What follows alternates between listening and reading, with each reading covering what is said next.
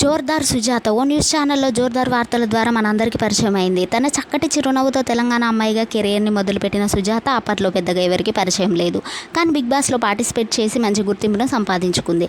ఇక ఆ తర్వాత అయితే జబర్దస్త్ ద్వారా చెప్పనక్కర్లేదు తనకి ఎంత గుర్తింపు వచ్చిందో. క్రేజ్ ద్వారా రాకింగ్ రాకేష్ స్కిట్లో పనిచేయడం ద్వారా తనతో పరిచయం ఏర్పడి ఇద్దరు మనసులు కలిసి లాస్ట్ ఇయర్ తిరుమలలో రోజా గారి దంపతుల చేతుల మీదుగా పెళ్లి చేసుకున్నారు. హైదరాబాద్లో గ్రాండ్గా రిసెప్షన్ని ఏర్పాటు చేసిన వీరు ఇద్దరు పేరెంట్స్ కాబోతున్నామంటూ కొన్నాళ్ళ క్రితం న్యూస్ని అనౌన్స్ చేశారు. పెళ్లి తర్వాత సుజాత కెరియర్ చాలా బిజీ అయింది. సేవ్ ది టైగర్స్ వెబ్ సిరీస్తో మంచి సక్సెస్ని అందుకుంది సుజాత. తన ప్రెగ్నెన్సీకి సంబంధించిన అప్డేట్ని ఎప్పటికప్పుడు షేర్ చేసుకుంటున్న సుజాత రీసెంట్గానే డెలివరీ అయింది. కానీ ఈ విషయాన్ని అఫీషియల్గా అయితే అనౌన్స్ చేయలేదు. ఫ్యాన్స్ అంతా కూడా వారికి ఎవరు పుట్టారో తెలుసుకోవడానికి చాలా ఎగ్జైట్గా వెయిట్ చేస్తున్నారు. సుజాత డెలివరీ గురించి ఈ స్మార్ట్ బతుకమ్మ ప్రోగ్రాంలో ఈ ఆదివారం 7 గంటలకి టెలికాస్ట్ కాబోతుంది. వీరు ఆ షో ద్వారా రివీల్ చేయబోతున్నారు.